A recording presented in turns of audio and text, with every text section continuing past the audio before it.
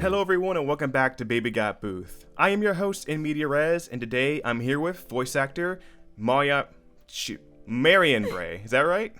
Marianne Bray. Marianne Bray. I'm here with Marianne Bray. How's your day going? Pretty alright so far. I have basically just gotten up because I'm a lazy non-morning person. What time is it over there again? You said it was 1. It is 1 p.m. You got up at 1 p.m.? Well, I woke up at 11 and stayed in bed for another hour and a half while I contemplated, nothing. What time did you go to bed? 2. 2. That's like my 2020 days where I stayed up till 3 and got up at 12. Yeah, it doesn't help that my cat, we moved recently, not very far or anything, still in the Dallas area, but my cat's like, I don't like it here. I am going to wake you up at somewhere in between 4 and 6 a.m. Trying to get into your closet, which she knows she's not allowed in, but She doesn't care. Yeah, so she's been waking me up every day, and I'm like, come on, cat. Cats are the Why? best. Cats are the best life coaches. They keep you responsible. They keep you active. They can be lazy, but they don't want you to be lazy because you're the feeder. It's true. They're also a really excellent lesson in consent. Oh, I say, yeah. Any person who's like, I don't like cats because they won't let you pet them immediately. I'm like, oh, that's a red flag. Do you want That's to be pet? a red flag. Do you want to be pet all the time by just random people? Exactly. You gotta ask permission first, and sometimes the answer is no. Oh God, I want a cat so bad, but I know I couldn't be able to take care of it all right. So I'm being responsible, but I really want a cat named Banjo. I mean, cats are mostly pretty easy to take care of. They're basically just like having weird roommates. True. My main thing is I have nowhere to put a litter box because my whole apartment's carpeted except for the kitchen and the bathroom. The bathroom's too small, and I don't want to put a litter box in the kitchen. Yeah, I try to keep mine in the bathroom. My current bathroom is quite small, so it takes up rather a lot of space. It's kind of right next to the tub, and I don't have much toilet space, but you know what? It's for them. It's fine. I found this, see, I told you I'd go on tangents. I love it. I found this litter that's septic safe, so it's great. So just scoop it directly into the toilet. What? That's amazing. It's literally... Minor plug, sorry. It's called World's Best Cat Litter or Kitty Litter or something like that. That's hilarious. Not sponsored yet. Not sponsored yet. Yeah, I was trying to train my cat to actually go to the bathroom on the toilet because there's a little there's a set that you can get of it's like a litter box that sits on the toilet, and then there's a hole in the middle, and then you switch out the trays and the hole gets bigger. But as soon as the hole appeared, my cat was like, absolutely not. No, yeah. I refuse. I'm like, oh, okay. That's fair. The thing is, what if you both have to use it?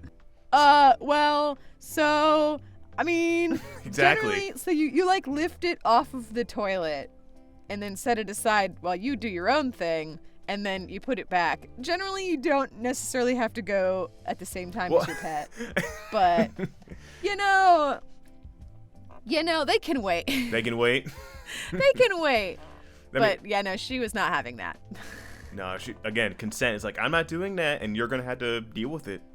Yeah, I think if I were going to have trained her to do that, I should have done that when she was a kitten. Not giving her another option. This is where you're going. The time where they're the most malleable, and then they're like children. They form their own personalities, and you can't control them anymore. Yeah, but my cat's 6 now, and she's like, absolutely not. Oh, no. yeah, that's a grown-ass person right there. Yeah, that's I don't know, in cat years versus human years. She's, I guess, probably technically around the same age as I am, which is to say, her 30s. So I'm like, okay. That's fair. That's fair, cat. Yeah, someone teaches you a new way to use a bathroom. You could be like, nah, I'm set in my ways. It depends. If it's a new way that makes sense, then maybe. But also... I know what I am used to, and no thank you. I know that there are some countries where you have to squat to go, and I'm like, well, I'm sure that's great if you're used to it, but my knees are already crappy, and I feel like I would just fall. Leg day is already a pain for me. I can't spend every day on leg day when I'm doing that. Well, what's leg day? Haha.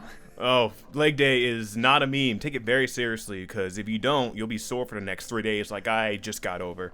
Yeah, I've heard tell from those who actually work out, myself not included.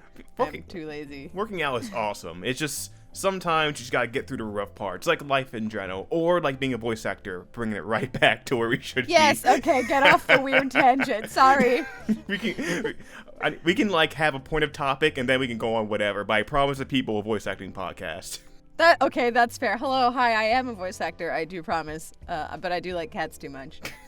And Lord of the Rings, it's fine. Cat trainer, voice actor, and elf. Yeah, that sounds about right. If you had to pick 3 things to describe yourself, I think that's on your bio too. Hobbit. I think I have Hobbit, not elf. Okay, because I love them. Your ego isn't up in the air to be an elf. You're like, if I could be anything, I'd be a hobbit. I love hobbits, man. They got it right. Like, they're chill. They just vibe. Yeah, they're just vibing. They're also, for the most part, they're like, adventure, nah. I don't know. That's a lot. Fighting, too much effort. But if you have to, you can. I think I'm rocking the kingdom of man. I'm very ambitious, sometimes to a fault. But you know, I sure am not. See, I used to be a hobbit, but now I'm much more of a man. All right, I'm a man, not a muppet. I see. I evolved. All right, so you are again a voice actor. Yes. And I gotta ask the typical question: how did you start out with that? So of course, everybody's journey is different. Mine's sort of weird. I kind of had 2 starts, or almost 3. So like, okay. I've always been a giant nerd and living in escapism. My first goal in life, I was like, I'm going to be a cat. And then I figured out you can't grow up to be a small furry animal. So I moved on to more realistic goals, like I was going to be a hobbit, or, an elf or a fairy or a Pokemon trainer. Something humanoid at least.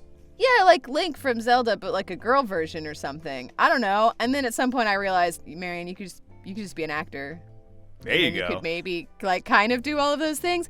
Added bonus, no actual danger of getting eaten by a dragon. So like, I think win-win. So I kind of figured that out at a pretty young age, which my mom was like, okay, cool. And my dad was like, but you're going to be poor. And I'm like, yes, and? It wasn't until like my very first like anime convention that I ever went to when I was like 19, I think. I saw Laura Bailey doing a panel about Kodocha. Really? And yeah, and I like passed by at the end of her panel and she was talking about being in the booth and I was like, oh shit, wait, I could do that specifically? Wait, that's great. I don't know what I'm doing though. So I was like, that sounds cool, but I didn't really think that much about it. Flash forward several years later, I'm in college for theater, of course. And going to a con and I meet there Chris Ayres. And he used to host a panel that was called Mock Combat for Cosplay, which is basically just stage combat. Because he had seen people do it unsafely, and was like, let me give you guys some pointers. And I was like, oh yeah, cool. I'm about to take that class like in school, like next semester. This sounds like fun, sure. And then I found out later he was a director and I was like, oh wait. So like, and we became friends anyway through that and stuff. Like he could kind of tell just from me taking his panel that like, yeah, okay, this girl's an actor. And I'm like, okay, cool, let's talk theater. And then later on I finally worked up the courage to be like, so like, if you ever needed like extras or something, shoot your shot, let's go. I'd love to give it a shot. And he's like, sure, send me your demo. And I was like, what's a demo? What? I thought I just showed up. Yeah, I did. I literally did not know anything. Was a naive, like, maybe like 22-year-old. I don't know. It's when you're allowed to be. You're allowed to be. Yeah, a child. But so I figured out what that was. I made one, not a good one. Was not really ready for one. But you made one. Yeah, I did. And I sent it to him, and he was like, "Okay, cool. Yeah, this is not bad. Way too many accents. You really don't need that." I'm like, "Oh, okay, that's fine." And about 2 years later or so, I was finally like asked to come in to Sentai. in like 2013 was when we recorded that, and I did a couple of shows there, and it was really fun. And I was like, oh wow, I really like this a lot. I don't know if I was totally ready for it at the time. I will say that. It can happen. But it was fun, and then I kind of got radio silence for a little while. Like I went in 3 times for them, and I was like, cool, this is great. I'm gonna do this a lot now, and things don't always work out. And I didn't hear anything. But I was also living in Austin, Texas at the time, and Sentai is located in Houston. So I think that was probably partly it. How far is that? Well, I don't know Texas. I don't know about how many miles, but Texas is huge, so that's about a 3.5 to 4 hour drive. Oh, okay. Which is not bad for Texas, considering. I used to know somebody in Amarillo, and from Austin, that's like a 10 or 11 hour drive. So, yeah, Texas is huge. But yeah, so they wanted to be able to, I think a lot of it had to do, 1, I probably wasn't ready, really, and 2, I wasn't close, so reliability could have been an issue. Mm-hmm. Well, they gave you your first taste of it, and just kind of wet your whistle, and then they weren't going to tell you suck, because that doesn't help anybody really. Yeah. But I guess it's like, all right, you got your first taste, and they kind of just push you out the nest. Like, okay, if you really want to improvement, if you really want to do it, go out on your own, improve, and find your own stuff. You can't stay here forever. I guess I'm just being optimistic about it. I mean, I listened back to my work then, and I'm like, it's okay. That just means you've improved. Yeah, I hope so. That was nearly 10 years ago. I hope I've improved. But I kind of like sat around for a bit and didn't really know what I was doing with my life. I was like, well, I guess I'll pay off like my college loan, and so I don't have to worry about that, and I don't really know what I'm doing. And eventually I kind of got fed up with that, and I ended up going to another convention, where they had like 1,000,000,001 voice actor panels, and I went to as many of them as I could make it to.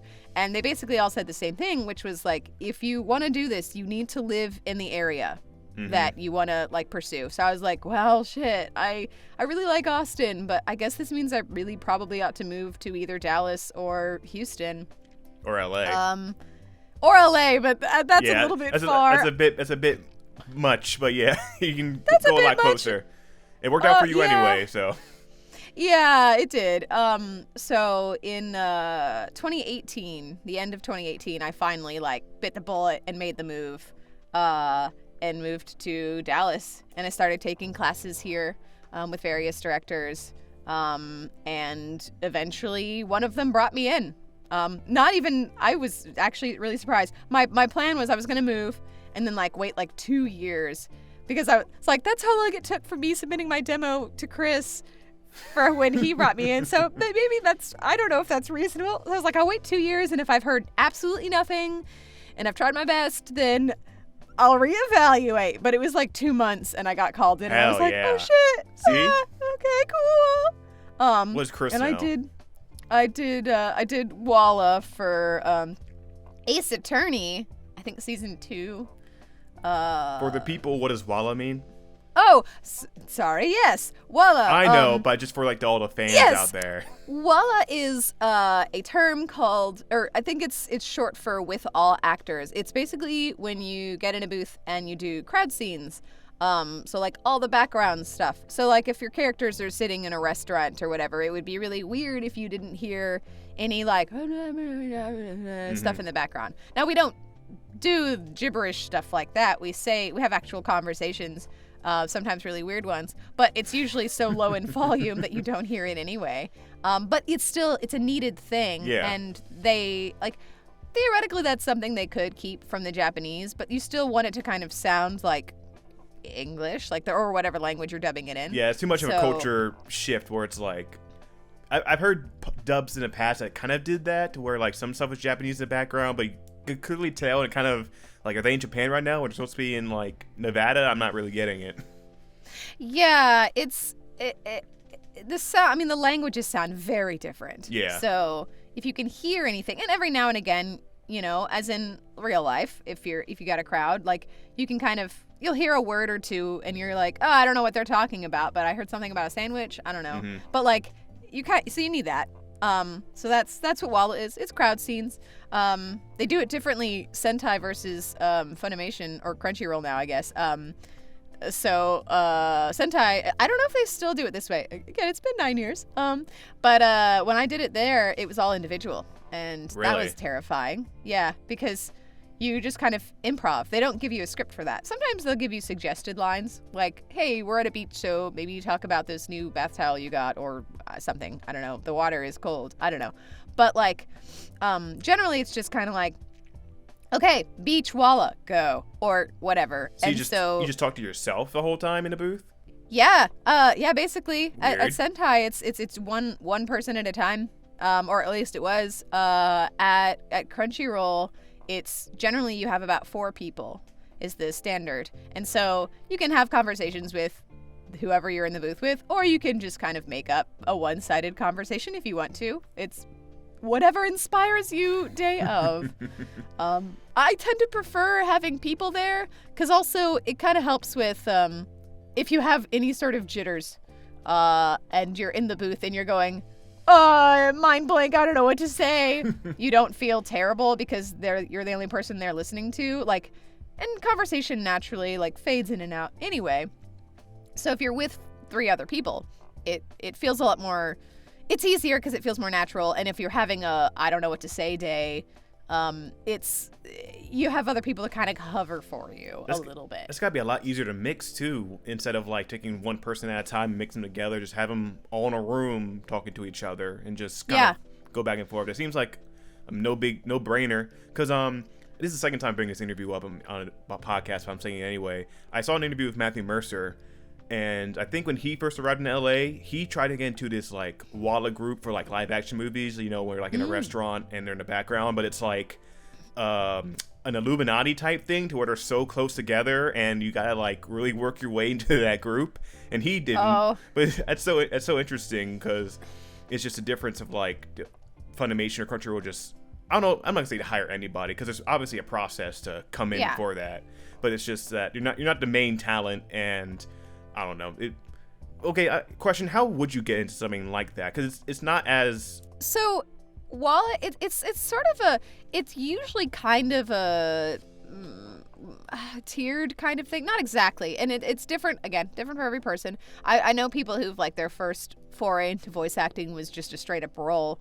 But normally when they bring new people in, they test them out on Walla, and they'll have them do Walla, and then they'll have them do bits, which is to say, like one line here or there that like stands out from the crowd, or like maybe you're the cashier the main character's talking to, or something like that, where it's like this character doesn't have a name, they're not really important, but they do need to be there. Man number 2 or something like that. Yeah. Yes. Man 2A. Yeah. So, and that's a good way to test newer actors because you can kind of see, okay, like how do they handle this? You can also kind of, it's a good way to test your range as well. Because, I mean, I feel like for women, we tend to be more all over the place because sometimes they'll have you come in for kids or animals or whatever. Your ranges can be lady, like, your ranges can be all over the place. Old ladies, yeah. I mean, there's a range for dudes as well. You just don't get to do like children so often. But Alec Baldwin did it. Alec Baldwin played a baby.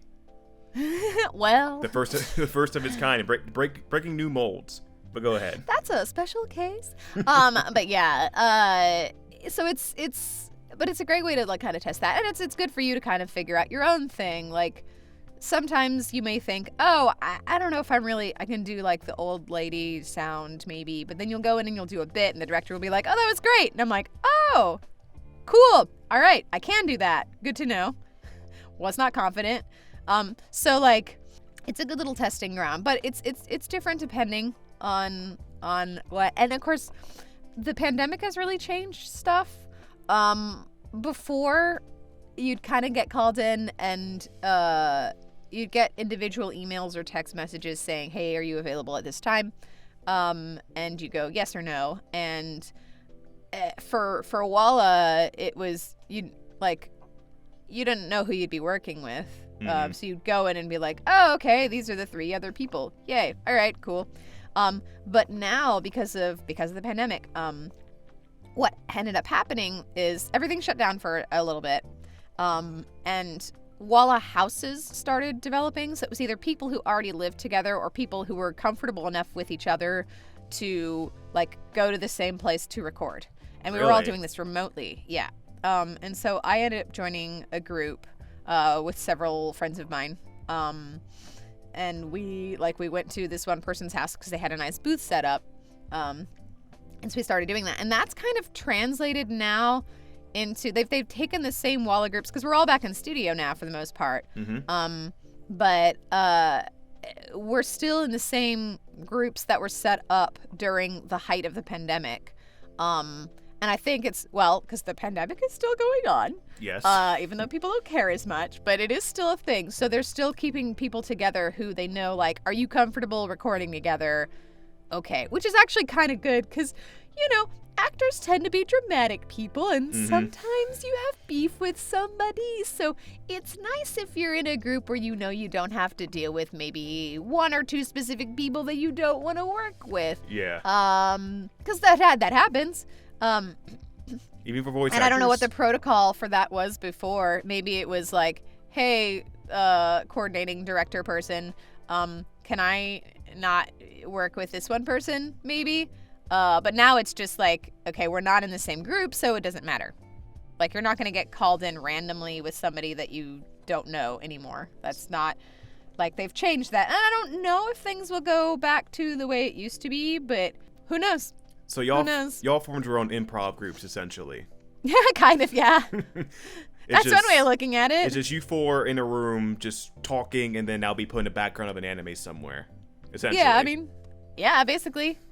So, but usually Walla groups are bigger than just 4 people. In regards to, like, we're comfortable working together. It might be, I don't know. Actually, I don't know how big any one particular group is because there are a whole bunch of them now. But I think some of the groups I'm in have upwards of like 16 people. And it's so they can mix and match. And if some people aren't available, or if the director wants specific people, I'm not exactly, because I'm not on this side of the business, I don't really know how they decide who they pick for what groups. I do know for certain shows I have been called in with other people, like the same people. Like actually, current good example is for the Beast Tamer show. I've been doing Walla for that for nearly every episode, and it's been with a couple of people because we've been doing critter noises, like little weird anime bunnies or birds or slimes or whatever. People squirrels. Do those? Yeah, sometimes. Oh, I thought it was just like stock sound. It depends on the show. I mean, a lot of the times that kind of thing will be built into it, but sometimes, especially for like a show like Beast Tamer, the general plot of that show is that this dude has the ability to like command animals and have them like help him out. So like the bunnies, he will be like, hey, can you guys gather some herbs for me? And they'll be like, yeah, like, oh, okay, yeah. And so when it's very clearly a human sound making that, like, we gotta dub that. Even though you could totally keep the Japanese for it, but like, or the Chinese or whatever language you're dubbing from. But like, generally, like, we'll do that. I mean, that's one of my biggest roles is in the case study of Vanitas. I play Myrrh, who is a cat, and all Myrrh ever does is meow. So you did become a cat in the end. I did. My childhood goal came true. You're so lucky you lived your dream of becoming a cat. I know. It all comes full circle. I'm so proud of you. It does. So now I feel like my VO checklist has now devolved into, because there are certain archetypes I'd like to play, of course, but like my checklist also is very much comprised of the things that I wanted to be when I was a child. If there's ever an anime with a hobbit in it, I'm like, please, me. When Lord of the Rings anime comes out, I'm sure you'll be right there. Man, okay, so there is a Lord of the Rings anime that's coming out, but I'm pretty sure. That was a joke. Yeah, actually. I did not know that. No, but there is though. But I think it's anime in the same way that Castlevania is an anime. Oh, anime style or inspired. It's not made from Japan. Okay. I mean, but also, yeah, I don't think Texas is going to have any part in the voiceover for that, unfortunately. It's probably an but LA it's also, thing, right? it's also I like Lord of the Rings too much, and I've said this already, but so I know a lot about this. It is based on like the people of Rohan, which are like the blonde horse people. So it's some of their like history in animated form, which ought to be interesting. All I remember is they said something about it was a Helm Hammerhand, which makes just the one scene in Two Towers where they're like, the horn of Helm Hammerhand shall ring again in the deep one last time. I'm like, okay, I know that he's that guy. I don't know much about the rest of it, but and I'm sure that's all going to be probably LA people, New York talent, people all over. I heard they were going to get Miranda Otto to do like narration or something for it, which would be great because I love her. But yeah, alas, I probably will not have any chance of being a part of that. Listen, but Lord of the Rings will be around till the end of days. You'll get your chance. It better be. Oh, you will get your chance. Trust me. Man, I hope so. So but, what else is on your checklist now that you mention it? You said cat, and that's all I know. Yeah, I did cat. That's great. Well, like, you know, little kid stuff. I wanted to be. I mean, I actually. Pokemon trainer is one of those. My like, it would be great if I could voice this character, but I don't know how likely it is. One of the like specific people I wanted to be as a child was Misty from Pokemon. Okay. I thought she was so cool. She is cool. She's really neat. She has red hair. I like all characters with red hair, which is why my hair is red now. Haha. You're so good at living your dream. You want to become something, you become it. I do it. No matter what it takes. Yes, exactly. But yeah, I would love to voice Misty at some point, but who knows? Or any Pokemon trainer. That would be cool. What about a Pokemon? That could happen. Yes, that'd be great.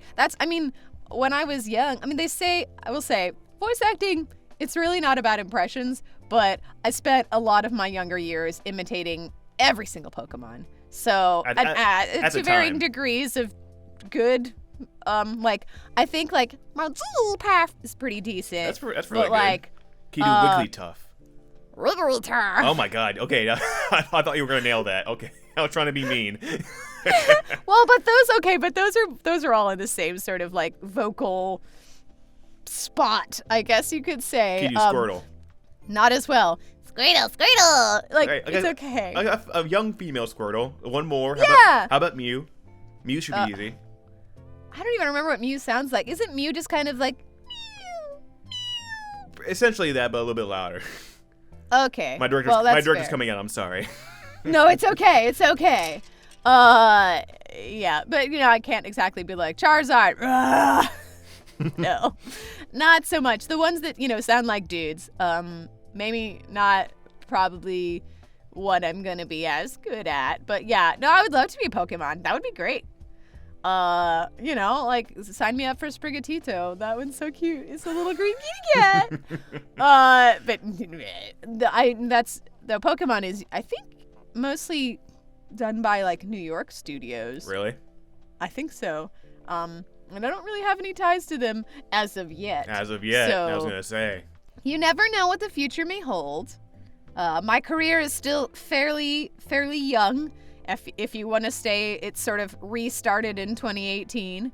It's only been... Actually, my 4-year funny, crunchy anniversary, whatever, is coming up pretty soon. It was like the end of November was the first time I was ever called in. So there's that, but that's still pretty new-ish. I mean, 4 years of hard work and dedication, I wouldn't say is a new career. It's like when like someone pops off, but they've been doing their shit for like 10 years. It's like, okay. Well, yeah, and that's what people have to understand. Is it's not like it's very rare that you have like an overnight success. And really that doesn't actually exist, because if you look at their career, the reason why they might be an overnight success is because they have so many years of training, schooling, probably doing small stuff that you didn't even realize they were in the first place. Exactly. I love every time like a new actor pops off, like I don't remember his name, but the dude from the most recent season of Stranger Things who played Eddie, and people were like, oh wait, this guy was actually on Game of Thrones like many years ago as like an extra, like who had a couple of lines. He was like one of the door guards at Winterfell. Oh well, that's so crazy. And I'm like, it's not really. Yeah. Like, I'm not surprised by this. It's cool. Like, all actors start out that way. Like, I don't think there's one actor who would like start off like in a big ass role without doing you all gotta do your grunge work. Come on, you don't just step in there. I mean, the people who succeed don't just step in saying, I'm the best, give me the leading man role right now, and then suddenly become, again, Jake Gyllenhaal or something like that. Right. Well, and quite frankly, usually the people who have that attitude where they're like, I'm going to be the leading man or lady right away, don't usually succeed because people are like, okay, you're full of yourself. Yeah. And you're not going to be willing to cooperate and do, like, community or, like, you know, that kind of person is not going to be okay with doing Walla, for instance. Mm-hmm. But, like, hey, Walla's what pays the bills. Exactly. All those small parts pay the rent and the Adobe software. Exactly. Which is as much as rent at this point. Well, yeah. Yep. I mean, they may not be as like glamorous. Glamorous, or perhaps because I mean I like acting because it's a form of escapism, and I really like sort of delving into another character or person's like life. And I find that fascinating. You're not necessarily going to lose yourself in a Walla role or a bit role. So it's maybe not as fulfilling. But that's perfect the way to say it. But you can see it as it's good practice, networking. It's great practice. Exercise. And sometimes it's fun. All of that. I mean, most of the time it's fun. I will say I've really enjoyed doing the Walla for Beast Tamers because we go in and we're like, you just run around and play squirrel for like, I don't know how long, like 30 minutes probably. I don't know how long. Yeah, somewhere around there. And it's delightful. It's delightful. The last time I went in for that show, we got to be blown up as slimes. It was great. Little slime death squeals. And it was so much fun. And the director was going, oh no. Continue. Next take. And that's fun. I mean, and I've done some weird Walla stuff, like anything in One Piece. Have you done the Walla's gonna be weird. Have you done Walla for One Piece? So much Walla for One Piece. Really? One Piece is so very long, and trust me, I know. Trust me. It's one of those shows that, like, if you do get started working for Crunchyroll, you're almost certainly like gonna be in One Piece at some point doing Walla. Oh my god! Don't say that. Now I gotta move to Dallas right now. I'll do Walla. Well, I'll be a background character. Please just put me in One Piece. Well, it's because there are so many episodes, and they need people, and there are so many crowds. Like, yes. there's a lot. A lot of wars. You're not necessarily gonna get yourself a named character, but like, who cares? Yeah, but yeah. You're no, One I Piece. was super stoked because One Piece is probably my favorite anime, and I was like really hoping. I was like, maybe one day I'll get to be in it. Like, it's probably inevitable, but I don't want to like say that in case it doesn't happen.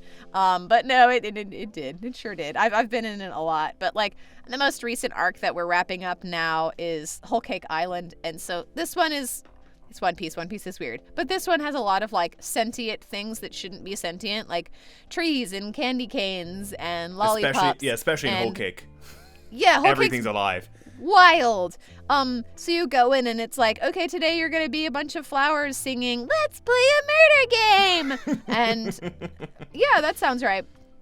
And we did that. And then, actually, the same day, weirdly enough, coincidentally, because this does not happen that often, where you do something quite that bizarre. But we also ended up doing Walla for the comedy show The Vampire Dies in No Time.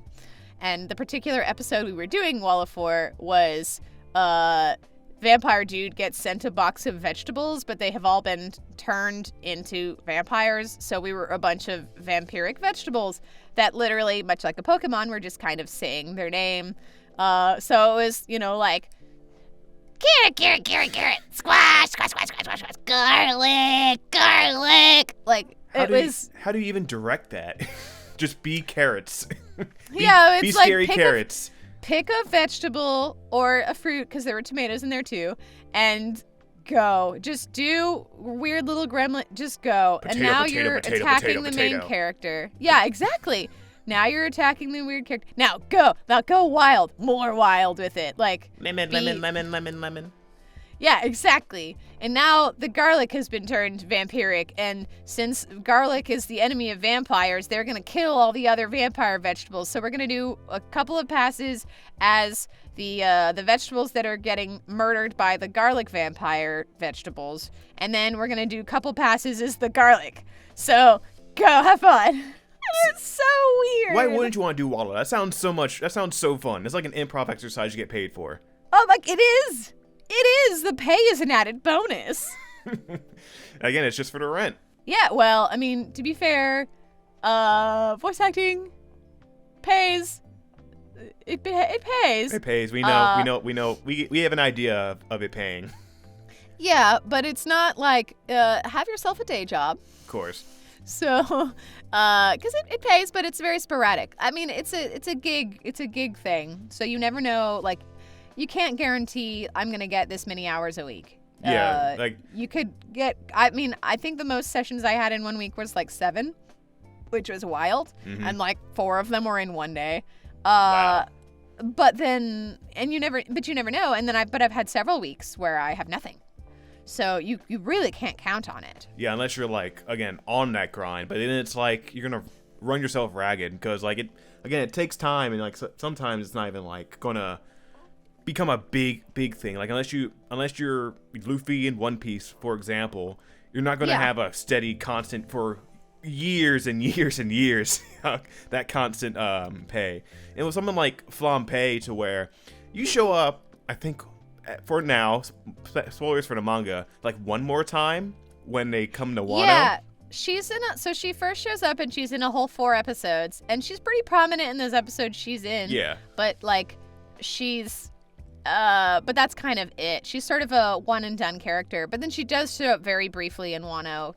Cause yeah, spoilers. The Big Mom Pirates show up very briefly. They try.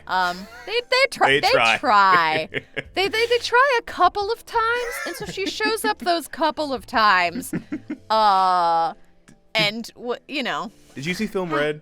Yes, I sure did. Okay, spoilers for Film Red. When Big Mom showed up, okay, I went in the movie thinking 2 things. 1, am I gonna hear you in it? And 2, am I gonna see Gear 5th?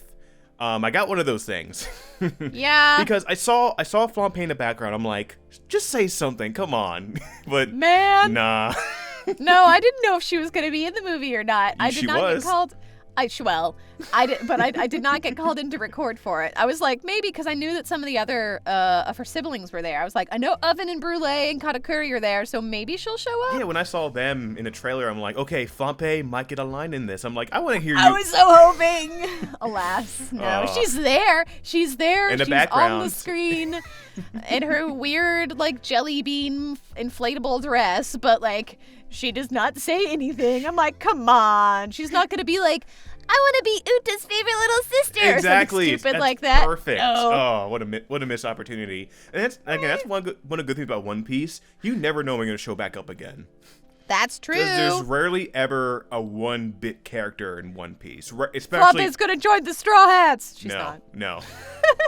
Oh my god, you don't want to take that role if that happens. No, I would. That would be great. It's not going to happen, but that's okay. Yeah, her and Luffy get along now. And that's happened in the past, so it's not an impossibility. Weirder things have happened in One Piece. Yes.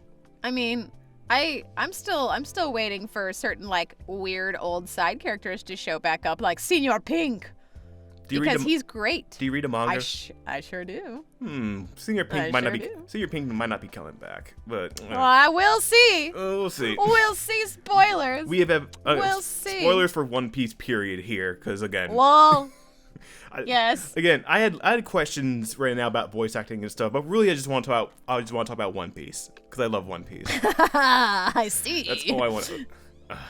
Okay. That's fine. So what I like to say is, like, obviously I like Lord of the Rings. So I say Lord of the Rings is my one true love, but I'm cheating on it with One Piece. Shh, don't tell.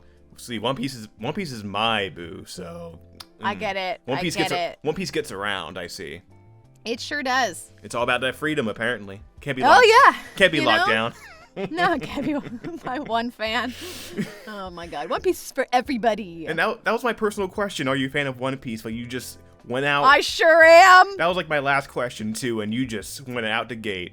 I sure am. Because like you shouldn't assume that the person's in the show is a fan of the show, because like people gotta work, people gotta eat, so they might be in a show they might not be a fan of, but they like the material. It's perfectly understandable. But no, you're a real one, and you love One Piece like everyone else. Like everyone else should love One Piece. I cosplay Nami. I went to the Film Red showing, and I was dressed as Nami from Film Red. I've never. I was freezing cold, but it was worth it. Because it's November. Yeah, Nami doesn't know how to wear clothing. Dude, she's wearing a jacket in this arc and still wears no pants. Yeah. It's the opposite of the post time skip arc. I know. I'm like, ma'am, put on some trousers, please. No, because people give her clothes, but don't give her the whole set. Yeah, the closest, and I did do this version, the closest she has to wearing an entire outfit, besides like when she's wearing a winter coat. Pre-time skip, she's a lot better. Post-time skip is when it's like she can't like keep her shirt on. When they do the Davy back arc, she's wearing like full pants and a tank top. Mm-hmm. I'm like, oh, okay. There's a little bit, she got a little midriff showing, but like that's a reasonable, like I could wear that outfit out in public and people would not look twice at it. Yeah. Probably. You're not Fishman Island walking around like that. In a bikini top. Uh-huh. Man. I was excited when the time skip happened because I was like, oh, she has long hair. That means I can cosplay her without wearing a wig. But also wear a shirt. Yeah, she's never wearing any clothes. No. I just, after this arc where everyone else has like big ass coats, but she's like, her and Robin, nope. My favorite part about this is that Frankie, who like always wears a Speedo, nothing on his legs. He gets pants. They put him in pants. He gets pants. I feel like they did that on purpose because it's funny. Oh, they mentioned it. It was like, you're still a pervert even with pants on. Yeah. Right. Oh, man. All right, we can go back to One Piece. I just need to ask one more question to stay a voice acting podcast. Yes. So, this is like a two-part question. Did you audition for Flampe? Okay. So. No. But it was a very unusual, this never happens kind of a situation. All right. At one point, I think actually when we were doing the little flower murder song bit, one of the people I was in that Wallace session with was talking, like, when we had like a lull in the session, she was like, man, I'd really love to, play one of the characters, like one of the big mom pirates. And the director was like, wait, really? Okay. Well, if we do some like auditions for, any specific character that you're interested in, at this point, there are so many characters. I can use as much help casting this as I can. It must be a nightmare to get enough people together to fill every mouth in that screen. Well, and like Big Mom has 85 children. Yeah, she does. I'm pretty sure all of them, except for maybe the babiest of them, show up. Especially in the anime where there's a bunch of filler. Yeah, right. And so you need people for that. And I mean, there are some people who are multiple kids in the big. So like this is one of those arcs where like basically everybody's going to get something. All hands on deck. Yeah, and it might be a lot of people got Big Mom kids who were basically bit roles, but like that's still, you get a named character and that's really awesome. For your real. So this friend of mine, she was like, yeah, I'm interested in playing like Smoothie. And he was like, okay, cool. Well, I'll send you auditions if we do them. I probably won't. I don't know if we will or not, but if we get them, I'll send them to you. And he's like, yeah, if you know One Piece and like the characters well enough to think that you would be a good fit, I could use as much help as I can get right now because, oh my gosh, there are so many characters. And she, to her credit, was like, well, Marianne's the real One Piece expert. And I'm like, oh no, you've outed me. Out of the closet. Well, because, like, it's not always... You can't generally go into the studio and being like, I'm a big anime fan. Cast me in anime. Because normally they're going to be like, yeah, okay, but you're not an actor, I'm sure, so leave. So normally I try to keep some of my nerdiness in regards to what anime I really like a lot. So you can't show up in your Nami cosplay, is what you're saying. That would be really bad. That would be really cringy and bad. It would be very unprofessional to do. So voice actor not being cringe? Oh wow. I'm so mean. Lol. Yeah. So he went, oh really? And he was like, are there any characters you'd be interested in playing? And I was like, I don't know, maybe like Almond or somebody. And he's like, we have already cast her. And I was like, let's see. Oh, I know, Flampe. You went Almond before Flampe? Well, because she's a bigger character. I didn't think I really had a chance at booking her because she's one of the main suite generals. But I'm like, maybe. Flampe's pretty important for that later fight. She is. Admittedly, she is a character that before when we started dubbing Whole Cake, I was like, oh yeah, there are a lot of characters. Like, what characters are there? And when I was looking down the list, I saw her and I went, oh yeah, because I forgot about her because she's not in that much. She's a character you don't necessarily remember all the time, but as soon as her name is said, you go, oh, that little brat, or stronger words. You get little shit. I'll say it for you. That's not the word I was going to use, but that's okay. Okay. Now I'm not saying that. It's fine. But yeah. And so I was thinking, oh yeah, that's fun. And I don't my natural speaking voice is sort of medium-ish, medium-low. So a character like Flampe, who is very high-pitched, is not somebody that I'm probably going to get cast as in any normal circumstance. But you try anyway. Yeah, well, in this particular case, I said oh, well, maybe Flampe. And he was like, which one was that? And I went, oh, she's the bratty little sister. And he went, oh, yeah, okay. He's a real One Piece fan. He is. Actually, he is, but that's okay.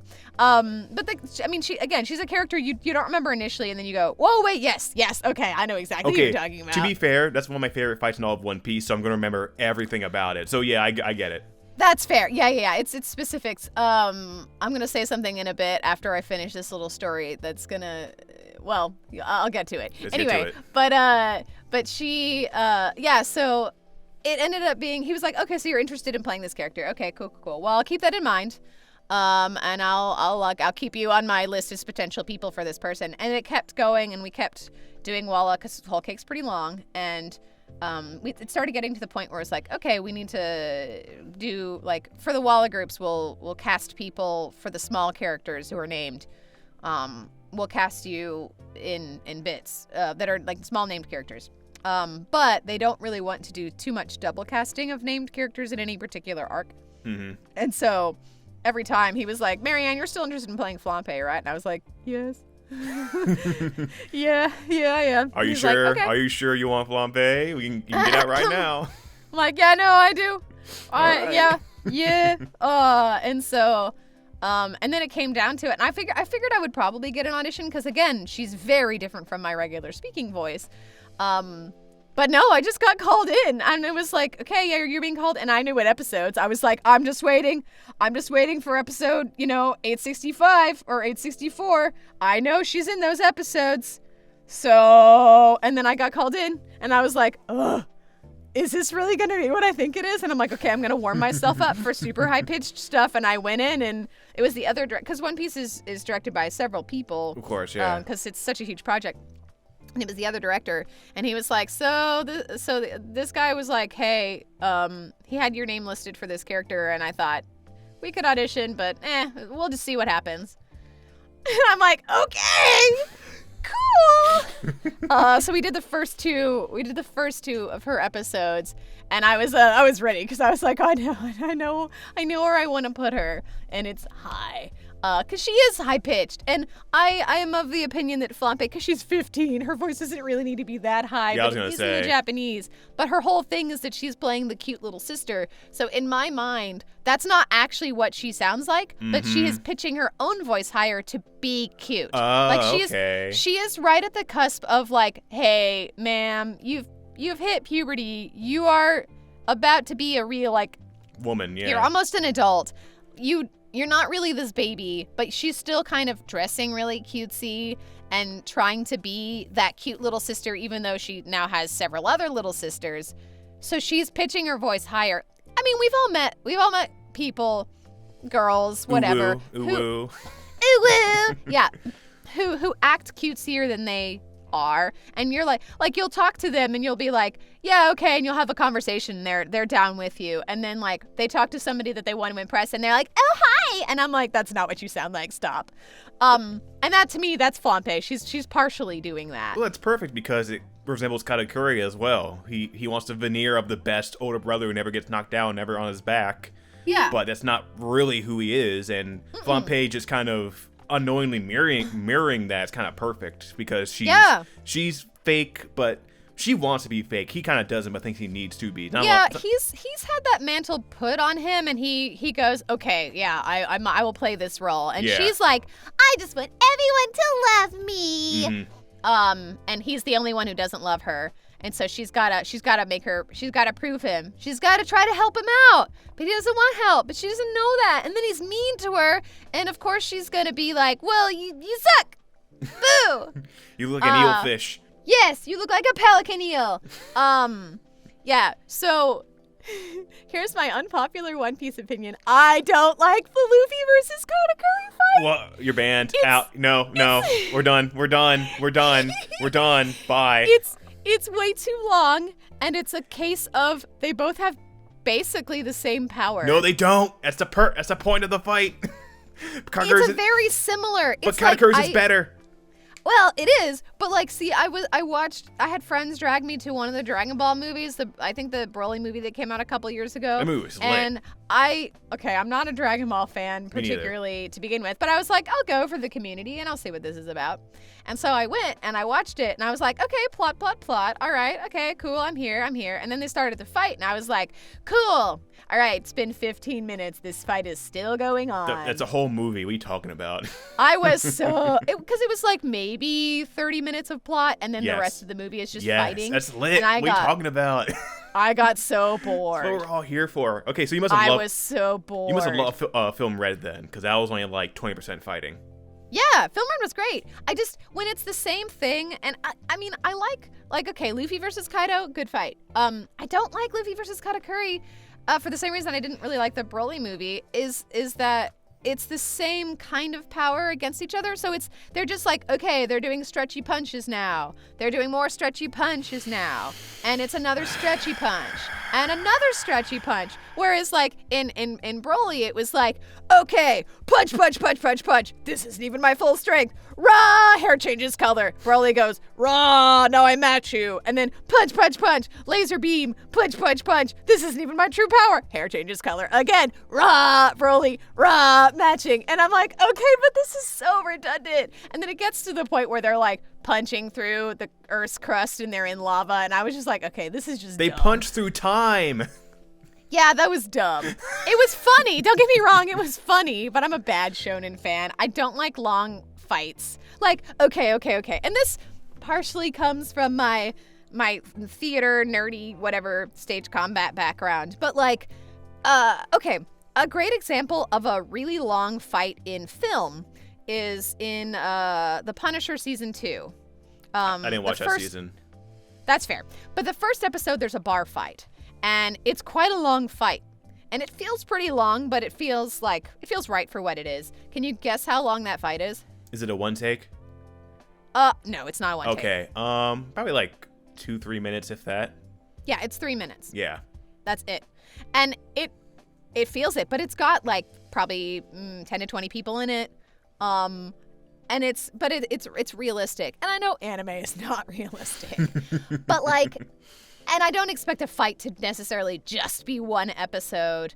But he fought for 12 hours. It's the same thing. They fought for 12 hours. He awakened and he made everything into mochi. There were breaks, and like Flampe gets involved to spice it up. You should know about that. So like, yeah, okay. See, and what I like about Flampe is she makes shit actually happen, because it was just like the same thing is happening. Luffy's like starting to maybe figure this out, and then she shows up, and then Katakuri's like, I'm gonna stab myself for some reason. Because of honor in a fight. You get. Here's the thing, though. Sorry, I'm gonna get passionate here. Get passionate, please. Here's the thing, though.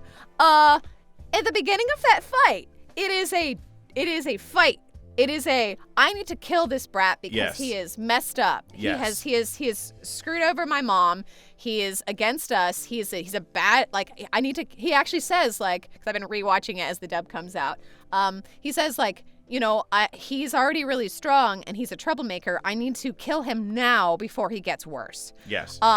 And then for some reason, at some point, he decides, no, this is not a fight to the death where I need to kill this brat and put him down. No, this is a manly duel for some reason. No, it's not. He started. It's not. We talked about this already. He started the fight as the veneer of the perfect general and Big Brother. That's how he started the fight. But as the fight went on, his real self came out, who loves to fight, who loves a challenge, who loves to do whatever the fuck he wants. The good boy went away, and now he just loves to fight. It's just like the Kaido fight. When the Kaido fight got interrupted, what'd he do? He got fucking pissed because it wasn't about killing Luffy. It was about having fun and a good challenge. Yeah, but the Kaido fight was always about having fun and a good challenge.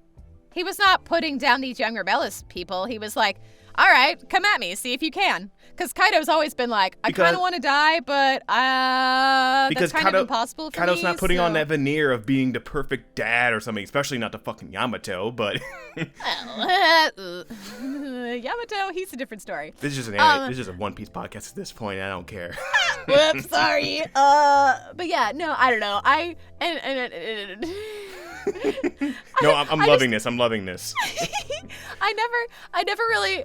I thought it was boring. I remember originally like reading it in the manga and going, can we go back to like Sulong Carrot? Because that's so much more interesting. All right, week to week, it's fucking terrible. Week to week, I'm sure that fight was a nightmare. I will say, rewatching it and like binge watching it and basically watching the whole thing in one go, so much better. Yes. Oh my god, so much better. That's why I never watch anime week to week. I always do it in one go because I'm so impatient. Anime is 99%, especially One Piece, terribly paced. Oh my god, One Piece has gotten so bad, and I love it, but like the pacing has gotten.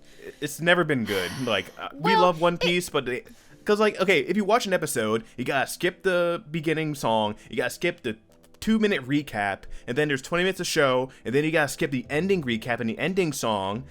Well, there's no ending song anymore, but yes. Oh, I didn't know that because I always skip it. Well, no, yeah, no. I don't remember exactly when they stopped doing an ending song because the opening song's now 2.5 minutes instead of the traditional 1.5 minute that they do. But they don't have an end theme anymore. They just do the like next time on One Piece. Well, at least they learned that much because they only adapt like one chapter or an episode pretty much. And yeah, sometimes half. Okay, but nowadays there's so much action going on. I'm sorry you don't like action, but there's so much going on that you kind of forget about that. Okay, it depends on the action. It gets Dragon. It's really this anime is getting Dragon Ball crazy at this point. It is. It's just that I prefer plot over action scenes. Depends on the show.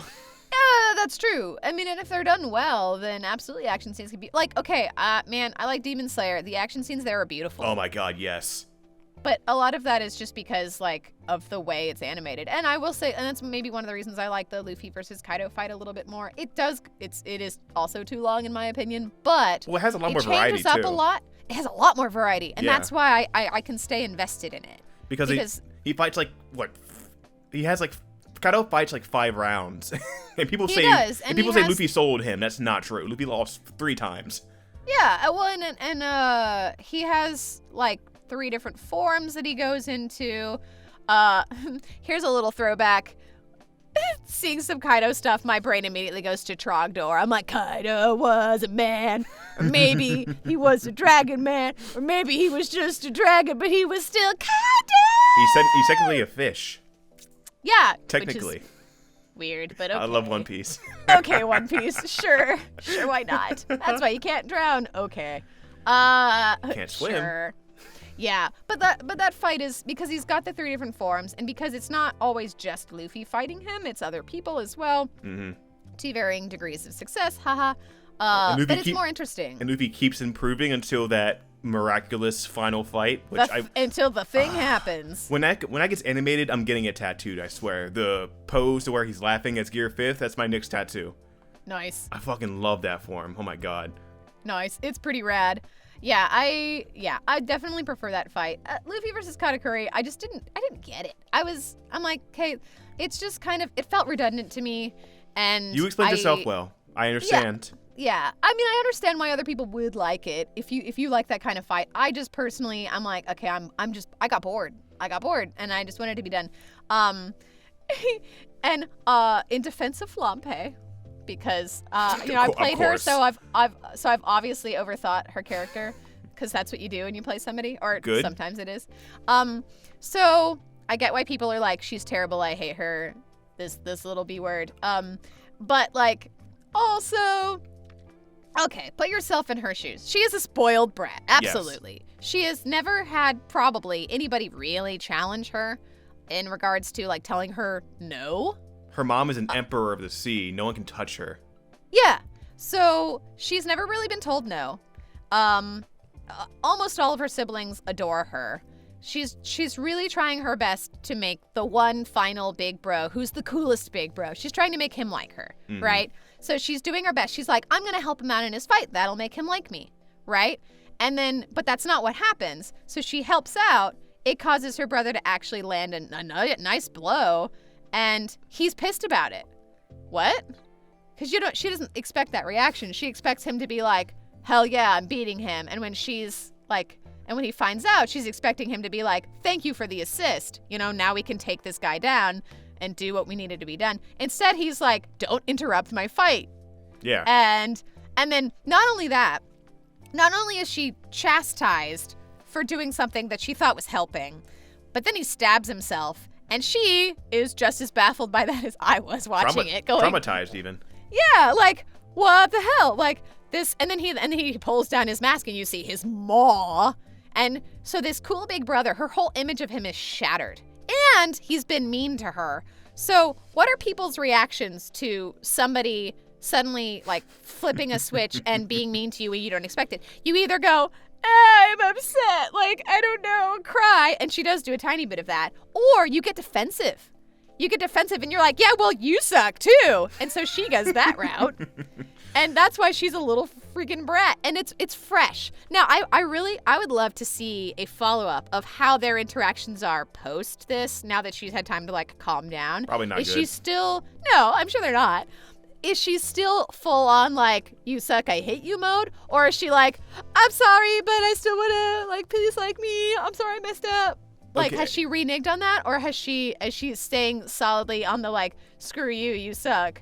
Because I'm willing to bet that she's probably gone, oh, oops, I mean, you're not as cool as I thought you were, but, like, I still want you to like me because I want everyone to like me. I think it'll end up like that. Because I think, essentially, she wanted to be Brûlée, who's, like, pretty much Cat Curry's favorite. But the thing is with Brûlée is she does not judge him for any of it. She knows he's not perfect. Because the reason Brûlée isn't perfect. Well, yeah. No one on that crew is perfect. Far from it. But, so it's like everyone around him just wants him to paint that picture of being the perfect older brother. And I think she is like not the main antagonizer of that, but she's like the perfect example of like how people look up to him. And the second he shows any vulnerability, she turns against him, which Brûlée would not do. Therefore, he's right to be pissed, because his chance to kind of break that away is like when you're vulnerable with someone for the first time ever and they reject you. That's gonna feel like shit, and then you want to. Yeah, it is. And then you're gonna want to feel like conquering them to oblivion. Also, I've always wanted to ask a voice actor to this. How is that doing that scream before she gets knocked out? Delightful. Just doing that, like, was the direction like you're terrified or you can't comprehend what's going on because there's so much, or what? Basically, it was something along those lines. I mean, because that was the stuff that I went with. Actually, it's Anthony Bowling is the director, or one of the directors for One Piece, but he's the one who, like, he's a big fan of the series as well, so he knows One Piece. Mm-hmm. He's caught up to date with the manga. Like, for a while, his background screen was Gear 5, and I was like, yes! Spoilers, my dude, but okay, yeah. So he and I have, like, chatted One Piece some. But he knows. He was the one I was outed to. Like, oh, okay, you Perfect. like One Piece. So a fellow cult member. Yeah, so I had direction in regards to, like, I knew what was happening in the scene, but I was given specific, like, emotional direction to make sure that I had the intent what they wanted. Because sometimes that's like, as a fan, it's interesting. As a fan, watching a series, you have your interpretations of how you view the scene. Yeah. But as an actor, you have to think about it differently because you have to get into the character's head a little bit more. But also, you have to be open. And this is one of the reasons why a lot of the times they don't really want people who are blatant fans trying to be anime voice actors, because you have to be open to changing what you initially thought. Because you have to be director's king at that point.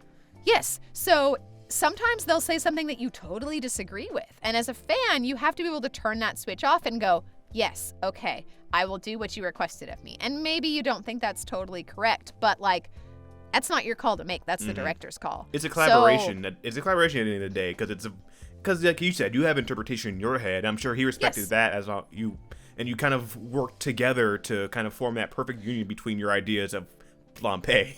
Yes, but the director is king. Flampe.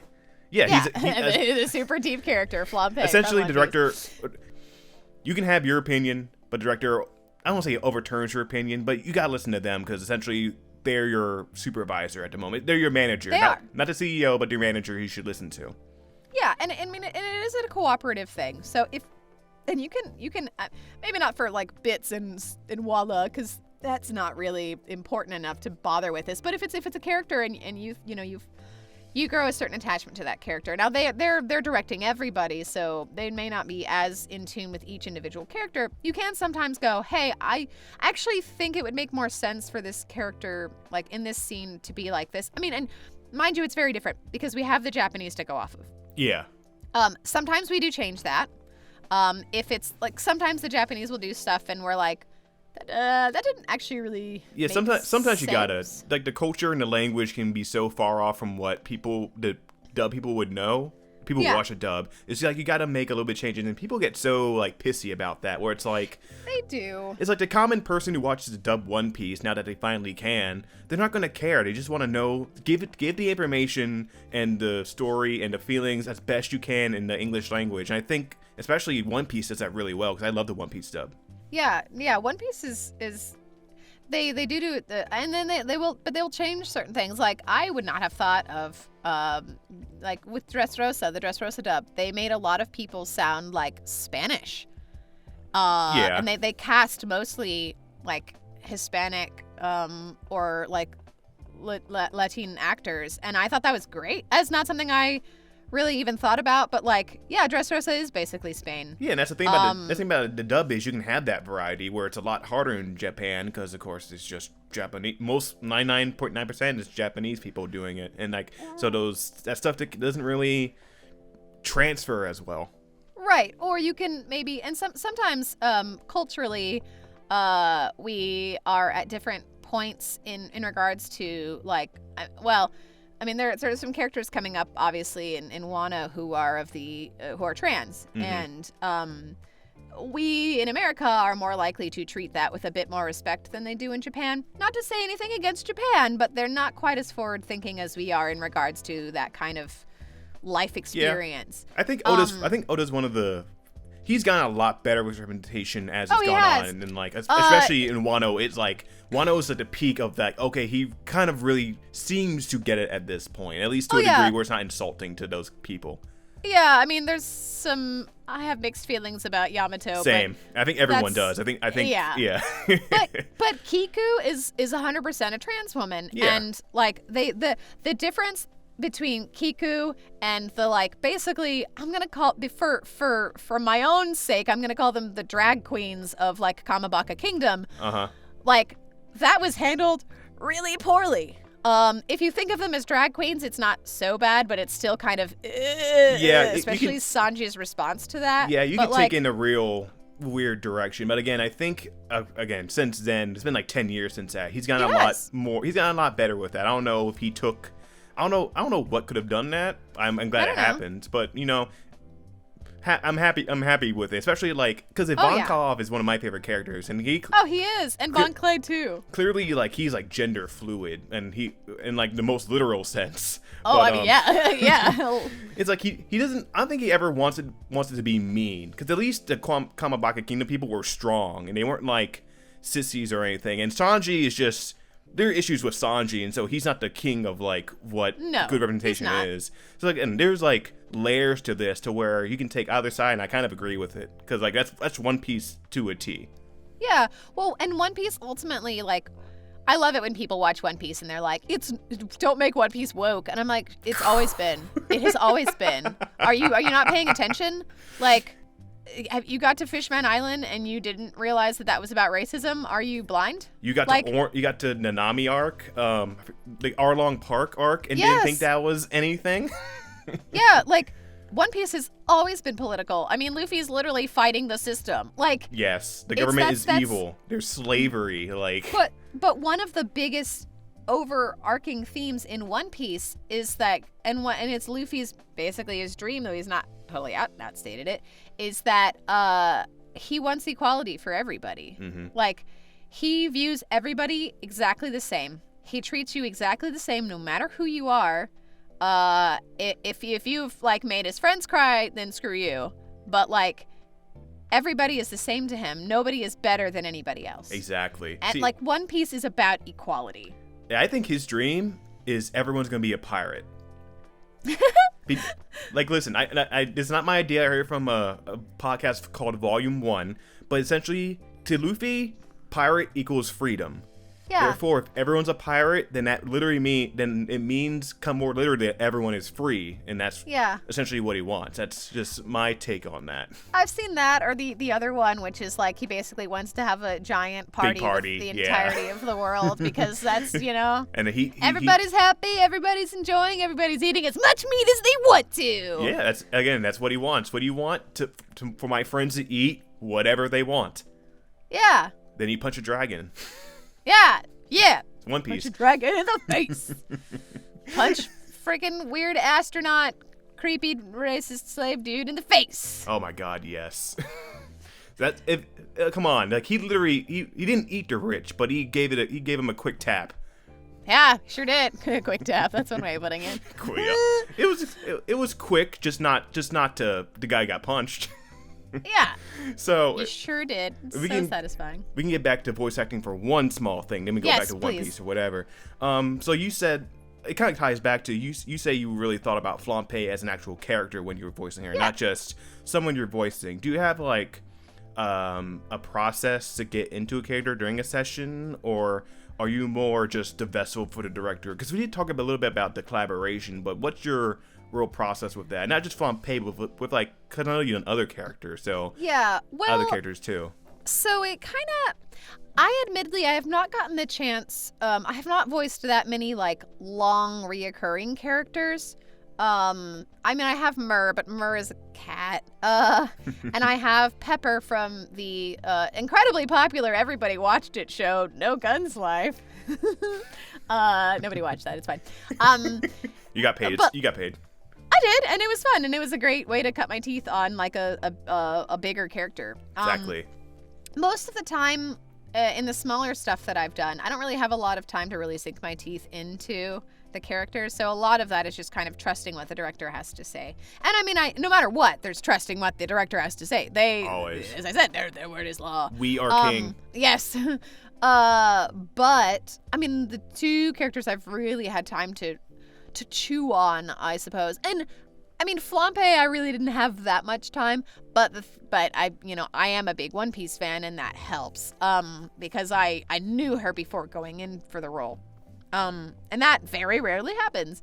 Pepper is maybe a better example because she is somebody like I didn't know going into it. I knew so No Guns Life, for those who are not super aware, is very much kind of a film noir, cyberpunk kind of a feel. It's a lot of people are cyborg characters, including Pepper. Because it's very film noir, she is one of the like femme fatale kind of characters. But she's anime femme fatale, so she has pink hair and an eye patch, really big boobs, and her top is too small. But that's okay, as animes want to do, especially in shows that are aimed more towards an adult audience. But she, so like going into that, I didn't really know her, but like after playing her for like 2 cours / 2 seasons, basically 24 episodes, I got to know the character a little bit more, and it's sort of a like I tend to be, and everyone's different. I tend to be the kind of person who, if I get cast in something, after the first session, will go home and immediately look up as much spoilers as I possibly can. Because I love spoilers and I'm a bad person for that, but I can't help myself. But I also, I want to know the character's journey. I want to know their past if the past is available to know. Not everybody's like that. Everybody's process is different, but I like to know the character in and out as well as I can.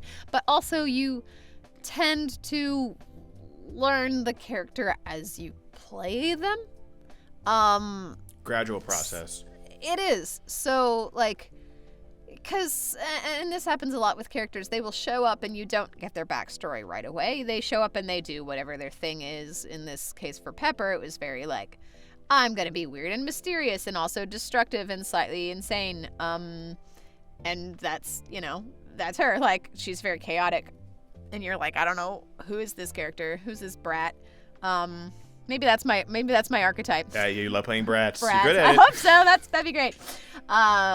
Mur's a brat too, but Mur's a cat brat. All cats are brats. That's very true. But yeah, I don't know. It took a little while, and I don't know that I really got fully into who she was as a person until the second season. I don't know. It's kind of a slow process. You take what you can from what you're given and what the director gives you. So you say no one watched it, but I got a second season? Well, it's one of those. It was really popular in Japan, not so much in America. Because the manga was really popular. No Gun's Life is the one where the dude has a gun for a head. Not Chainsaw Man. Yeah, not Chainsaw Man. Lol. But I have seen some comparisons. They're oh man, the OG Gun Devil. Except not. But it was popular in Japan, and it got.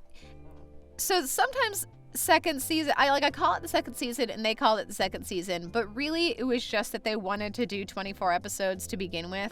Okay, so they ordered 2 seasons to begin with.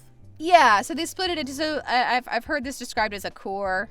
So it's the first core and the second core. So they'll air but people sometimes interpret that as, oh, that's a second season. But if that was always the original plan, it's not really a second season. It's just that they did 12 episodes in spring, and then they waited until fall or whatever to do the second 12, or whatever, they might skip a season to kind of get their stuff in order and animate and prepare.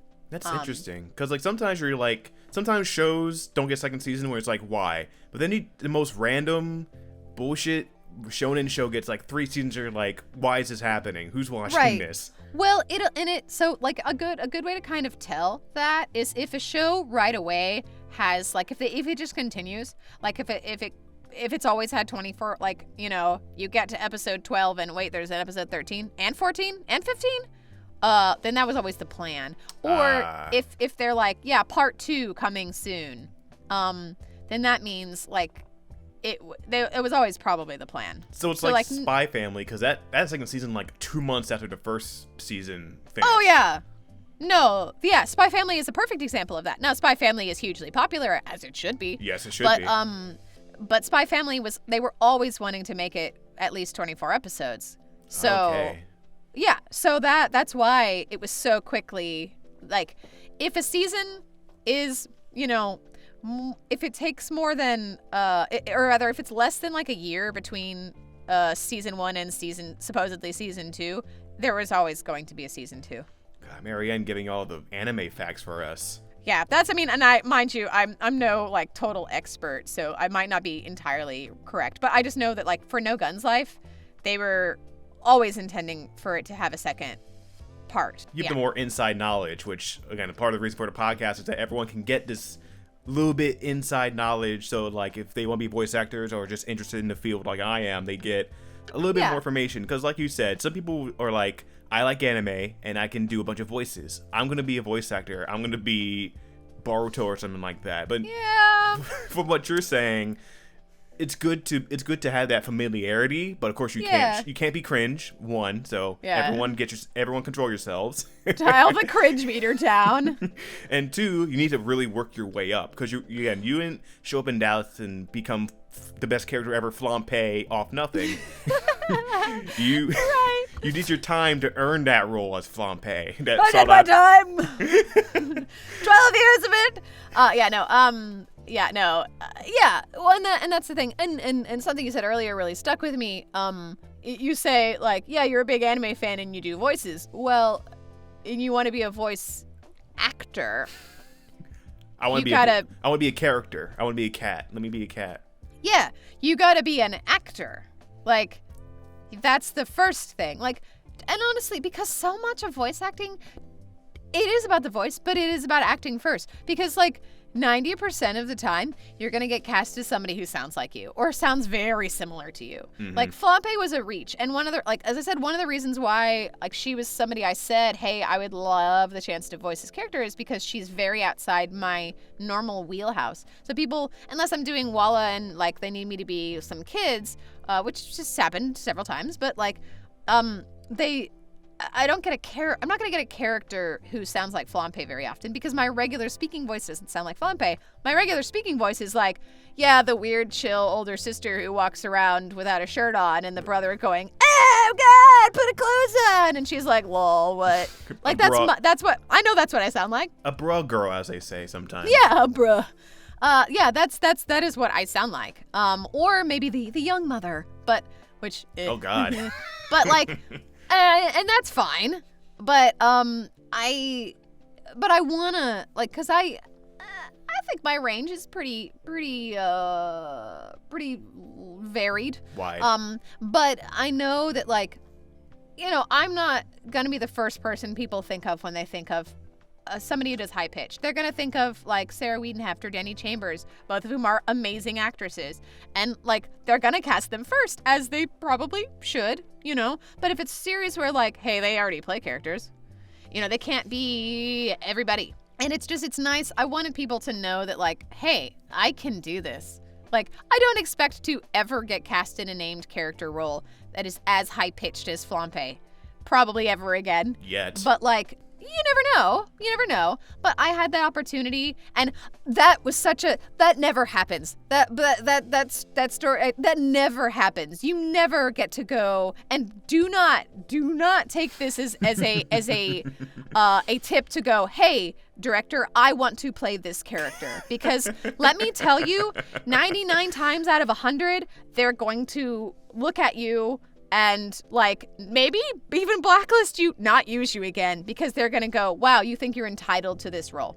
That does not work. But you didn't, like, yeah, you weren't like that. You were like, you said, like, I could do this, and you're like, okay, pick a fucking character, I don't care, and... Yeah. Not like that, but it's like, yeah, you had the option. It's not like you demanded it, and you were lucky. Yeah. You were lucky enough, you did enough work, and you made enough, like, of a connection to get that role, and then you nailed it. So you did a bunch of the work, and it paid off. Yeah. But I just want to make sure the takeaway here is not ask for roles, because of course, most of the time that's not going to work. That's called auditioning. Yeah, it is. I kind of gotta say that, but, like, how I got Mur the cat was, I kind of did ask for Mur, but Mur is also a cat. So it was a little different, because we got auditions for the case study of Vanitas, and I watched the first episode as, like, research to kind of get idea for the tone and what the female sides, the auditions are called sides, what those, like, what they kind of sounded like, vaguely. And I saw there was a cat, and I was like, oh my God. Because every time there's a cat in anime, I'm like, I want to be the cat. But sometimes the cat is sound effects, and sometimes, you know, they have people that they know who can do animal sounds, and so they go to them for that. Yeah. In this particular case, I was like, okay, this is a very distinctive cat. He's clearly voiced by a person. I'm going to shoot my shot, but I'm so scared. And so I sent an email to the director going, hey, so I noticed that there was this cat character, and I didn't know if you were wanting to hear anything for the cat. If not, that's totally fine. But I do happen to have a cat demo reel that I already have prepared that if you wanted to hear, I could send to you. If not, that's cool. And I was like, okay, I'm going to get one of two reactions. One, I'm going to get the, what the hell? Or I'm going to get the, sure, why not? And luckily was the second option, because I was like, oh no. If I send this to the wrong person, they're going to be like, seriously? Sure. But David Wald is who directed that show. He's very like, Well, again, he's amused. He was amused. You were familiar with him, and you weren't no name who just came on the scene. Again, you put in your work. You shoot your shot, but you do it. Again, you're taking risks, sure, and that's part of the system. But it's not so black and white as you've shown. There is the old adage that all they can say is no, and that's true. But you have to be careful how you ask for it. Yeah. In this particular case, it happened to be somebody who was more open to, like, entertaining this random person who was like, oh, let me meow for you. Okay, thanks, bye.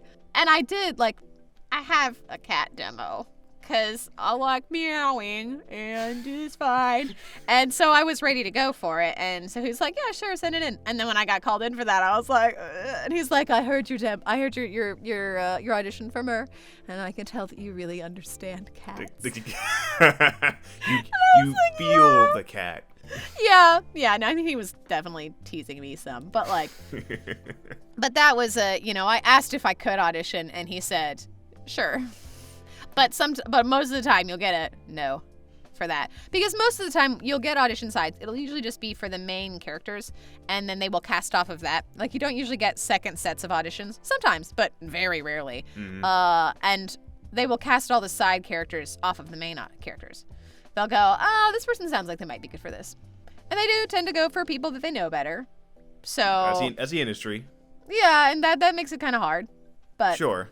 If the opportunity arises and you can make yourself known, sometimes it works, but also be aware of where you are as an actor. Like, one of the reasons why I thought Flampe would be an okay kind of ask is because she is an important character in the episode she's in, but she's only initially in those 4 episodes. Mm-hmm. So I thought, like, I'm not asking, because I was like, it'd be cool if I could, like, audition for Almond, but I wouldn't actually expect to get that role. She's not Big Mom, who's going to show up a lot. Yeah. Is very prominent. Whereas like, Flampe is I won't say she's a glorified bit character, because that's not totally correct, but I've definitely had there are no big characters like in One Piece. We've established this. Well, yeah, it's true. Everyone's important. But I figured that was, like, for where I was as an actor, for where I was as a known actor, I'll say that. Because, like, I can have the skill sets that I have, but if people don't know what I can do, then they're not necessarily going to take a risk on me. Yeah. But because she's a small enough character, and I knew that, like, this particular arc, there are so many characters that needed to be cast, I thought it's reasonable enough for me to go, hey, I'm interested in playing. But also, he did ask me first. I did not just go, hey, can I play this character? He went, oh, you like One Piece. Do you know any characters you think you might be good for? And I was like, yeah. But again, that almost never happens. That almost never ever actually happens. Yeah, and see, that's just the power of, I'll just say, networking, to where you don't need to just go up and ask, hey, I'm an actor, put me in a role. You're like, hey, I like One Piece. And then here you are on this podcast who just playing Flampe, a very vital, important character in the lore. Yeah. So it's just a matter of being yourself and just not even making friends with people, just getting along with people. Like we said earlier, it's like if you suck and you think you're the best person ever, you ain't gonna get very far because you suck. Right. Yes. Or even if you're a really good actor, but you're totally full of yourself and you're an asshole and nobody likes you, well, nobody's going to want to work with you. Because it's tight knit. Yeah. And that is even more, that is true. Because there are some, like, in the past, actors that are not really being used anymore who are kind of jerks to work with. And so people don't work with them anymore. Yeah, because they don't have to. It doesn't matter. It's like, if you're going to be a pain in the ass to work with, what's even the point of having you on here? Because, like, you're just going to make the process harder. No matter how much talent you have, if it takes an hour with you versus 30 minutes with someone because you keep arguing, then it's a much more efficient period to work with someone else. Yeah, do not argue with the director. Oh my God, do not. Like, the worst thing you can say is, yeah, but no. Like, I mean, it's like with improv. The first rule of improv is yes and. Yeah, it's in the acting space, sure, yeah. Yeah, but and then just being aware of, like, is it worth it for this particular thing? Like, if you're doing, bit character, Man 5A. Like, is it really worth being like, hey, I think this ice cream seller actually is really annoyed at the main character. I think, like, I should be more angry in this scene. Yes, and the director's like, it doesn't matter. Soldier A suffers from advanced PTSD, so when he says, look out, grenade, he would very emphasize the grenade bit because of his backstory that I wrote in my head. Right, like, no. Don't waste the director's time. That's not important. The director overthinks, all right? That's our job. Yeah, no, that's not, don't do that. But if you feel like you know a character, I mean, like, there was one bit with Pepper in in the later episodes where, and of course this was more a script issue, is that in the script it had a reaction sound where it was saying like, oh, she's I think they'd said she was scared, but I'm like, I don't know, in the Japanese it looks a lot like she's giggling here. That's a very different thing. And the director like looked at it and he was like, yeah, we're gonna change that. Yeah, because you weren't making weird demands. You're like, hey, here's something. I think can we work off that? Yeah. Yeah. Well, and every now and again, you might have something like a script line where sometimes, like, hey, can I, like, say this is a contraction instead of, like, you are? Can I say your? Because I feel like this character is not formal enough to speak like that. Or sometimes you get script rewrites where, like, hey, it didn't match the flaps, the mouth movements, and so they need it to be a little longer, a little shorter, and I'm always happy to give suggestions. Of course, you don't want to do too much of that. Well, on the opposite end of what we're saying, you're not a puppet either. You're not just like well, you're not a puppet that can just speak when they want you to. You can have your own input in, because again, like we said before, it's a collaboration of this. Yeah, and then if they're hiring you because they trust you to do what you think well. They're trusting your own instincts for the character. If you do something that they go, that's not really quite what I had, they'll tell you, and it's your job to adapt what you initially had to what they say. If you end up going in and your director gives you a lot of line reads, which is to say they go, okay, say it just like this, that's either you have a bad director or you are bad at following directions, so they have to give you line reads so that you can, so that you do and that usually you'll know when that happens because you'll do multiple takes and you're just not getting it, and then they'll go, okay, just say it like this. Yeah, that's the final straw where it's like, okay, just to get this through, say it like this, please, and like which I mean, sometimes that happens because sometimes you have a bad day and you just don't get it. Yeah, a director really shouldn't do that because that's not really what we're there for. Because again, that's not a collaboration. That's just me feeding you the line, say it like this. Because then I might as well do it myself and just put on a voice filter or something. It's all about like if you want to be a voice actor and you want to be successful, you have to be nice. You have to take direction, and you have to be an actor. And don't be cringe. Don't be overtly cringe. All right. I feel like. So what you do, if you like me are a cringe person. You're not cringe. Oh yeah, I am. If you're cringe, I'm cringe, and I'm not cringe. I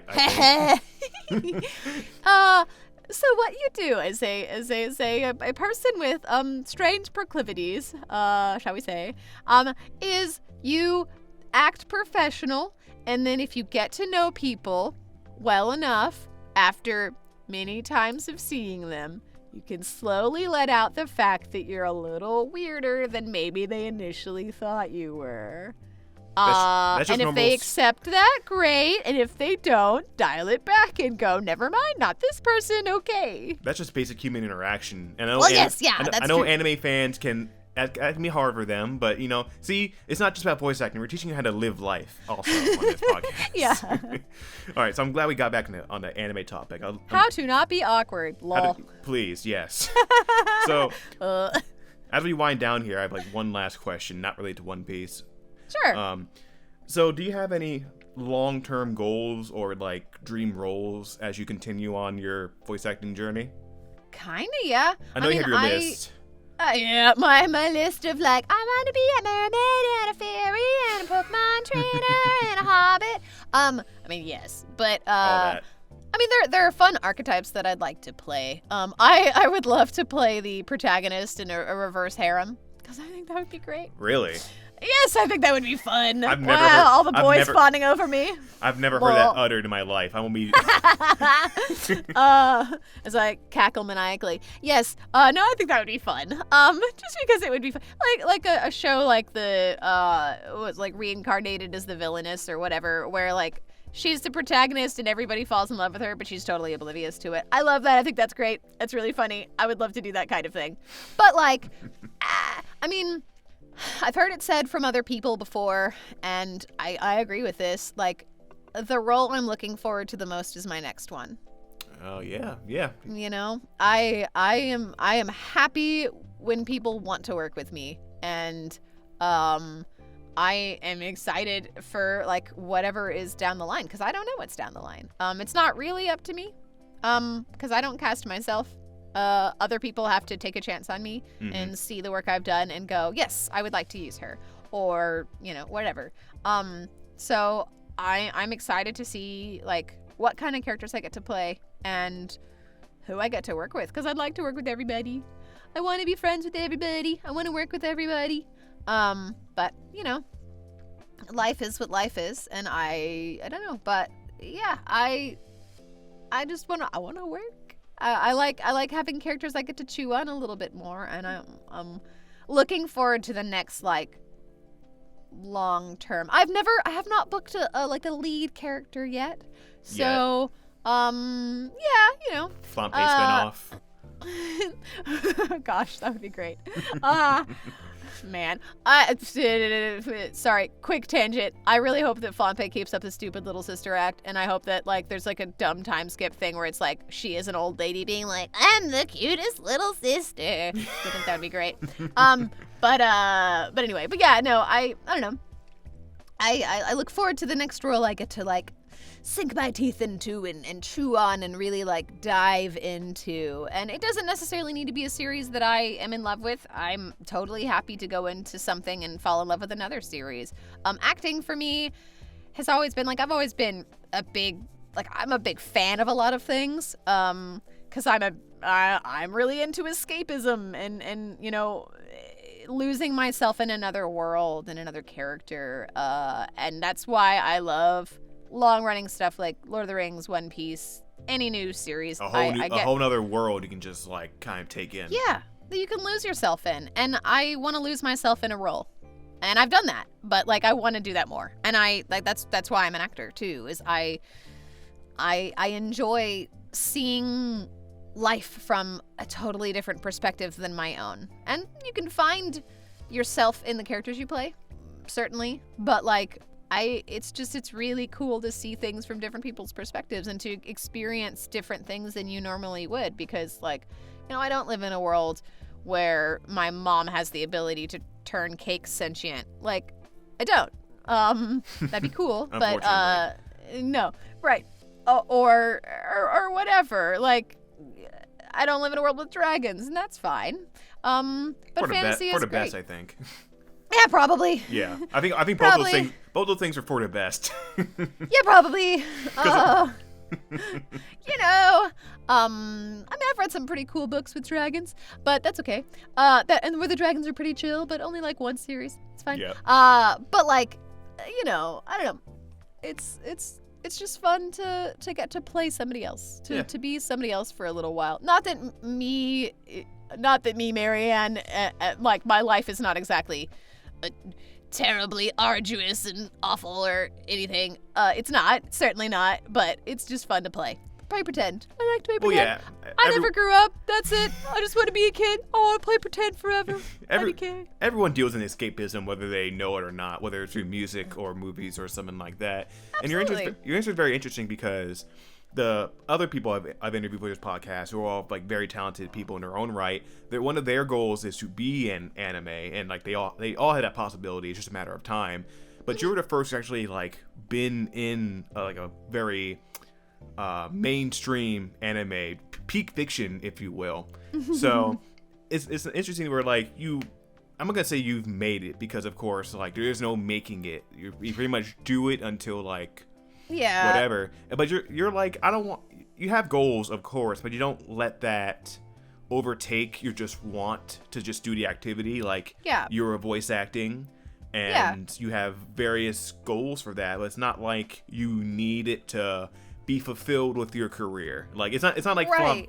It's not like you think Flampe is like the height of your career and you're riding it to the bank. You're just like, I don't know if there is a real height of a career. Like, I mean, I guess people, you never know what's going to be the character that kind of defines you. You never know what that's going to be.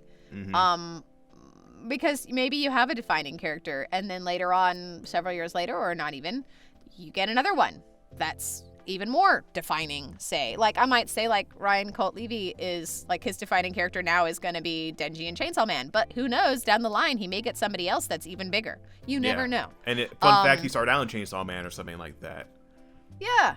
Like, it's, you never know. And I will say this, like, I did not start off as an actor going, I want to do anime specifically. Now, okay, Lord of the Rings was a huge influence on me, and I did, like, watching all the behind-the-scenes stuff when those movies came out, I was like, oh, man, I really want to do that. But also, like, I just want to be an actor. I have found that I like voiceover, in particular, especially anime, because it suits my sort of strengths and weaknesses as an actor. It's not, I didn't set out to do anime. I didn't become an actor because anime is what I wanted to do. And that's not to say that that's a bad thing if that is what your goal is. But, like, I will say to any aspiring voice actors out there, don't just look at anime. And don't just look at voice acting. Look at theater, look at film. You never know. Look at improv. You never know what your niche is going to be. Like, I wanted to be a big film actor initially because I was like, I want to be in epic fantasy stuff like Lord of the Rings. But as I grew as an actor, I realized, there are some things that I'm not as good at. Like, okay, I am kind of awkward, and I don't know what to do with the thing that is attached to my conscious, which is to say my body. I don't, like, I get on stage and I'm like, what do I do with my hands? That doesn't matter if you're a voice actor, because it doesn't. Or with some, like, theater stuff, if there's no microphones, I've had an issue where I'm not as loud as other people, and I can't be heard as well. Like, and I've worked on projection and I've gotten a lot better, but I am just not as loud as other people are. And so that is not a strength of mine. Again, if you're in front of a microphone, doesn't matter. Turn the gain up, make it louder, and you're good. Not too high, that's though. fine. Not too high, though. Sure, There's sure. a method. Don't need to peak. There's it's an art. But conversely, like, something that I think that I am good at and have always been really good at is doing cold reading, which is to say reading something for the first time out loud, having never read it before, and doing it without making any mistakes. Or very few. Really? Yeah. That's like an ancient technique you have right there. I can't do that. Yeah, but that's something I've always been good at. And that's, like, everybody has their own strengths and weaknesses as a person, as an actor, of course. And for me, like, mine kind of align with voice acting specifically because it's all cold reading. You don't get the script ahead of time. Like, I mean, if you're a fan of something, you might kind of know what's happening, but you don't know exactly what you're going to say. So, and that just happens to be, for me, like, again, my strengths and my weaknesses line up with voice acting. But I'm also not closing myself off to other stuff. I do theater sometimes. I would love to do more film. Don't really know how to get into that, so haven't really thought much of it. And I am really comfortable as an actor, like a voice actor. But, like, don't limit yourself is basically what I'm saying. Room for you might find experimentation. something. Yeah, you might find something that you like even better. And again, anime is not the end-all be-all. If you're doing it for the money, don't. Yeah, please. Please do not. Just don't. Because that's the wrong career for that. I mean, voice acting you can pay really well, but what pays well are commercials. Yes. I had a voice actor who, like, does a little bit of anime stuff, but is, like, mostly just commercial, and, like, that's literally everyone's advice. It's like, just don't just do anime or even, like, cartoons or something. Like, commercial pays. Sorry, but I had somebody tell me once, I think it may have actually been Chris Ayres, basically, if you're gonna be an actor, if there's any other career that you could think of yourself doing instead, do that, because it's gonna be easier. There's so much rejection that comes with being an actor, and you have to be okay with that. Like, you will send in so many auditions and book nothing, or one thing out of 100. You never know. so you have to be okay with rejection. You have to be okay with, making friends and seeing them succeed, and maybe you don't, because that happens. And sometimes it's their season and not yours, and sometimes it's your season and not theirs. You have to be okay with it. Mm-hmm. So you gotta be okay with doing the grunt work as well. Yeah. Like, you gotta work a 9 to 5, and yeah, I say for someone who's like very dedicated to a craft, maybe not just acting, but like any kind of artistic field in general, there's always like more concrete stuff. Like, for example, I like editing. I would like to be a content creator, but I'm a good editor, so I kind of shell that out because that's a more reliable source of any income, because being a content creator isn't going to pay anything for the next 10 years, but yeah. So it's about being flexible, really. Yes. I will say, like, one of the reasons that I am an actor, and it ties into that, is because there's nothing else I want to do. Mm-hmm. Like, I can't see myself anywhere else. I can't see myself doing anything besides being an actor. Like, because, like, hey, escapism. I think about myself, like, what would I do if I lived in this world? Like, what would I do? I'm like, I would be an actor in that world, too. If I lived in Lord of the Rings, I would be a performer. I know I would, because that's what I'm drawn to. Like, yeah, like, cool, going on adventures and stuff. And that's cool, but do I actually really want to do that? No. I would want to fake it because it's fun and then it's safe. Because you're not in a real danger. Right, yes. But like that's all I want to do is I want to be an actor. And there's nothing else for me. Like, yes, okay, I could bend my will or whatever and like maybe, I don't know, be a chef or something. But like acting is it for me.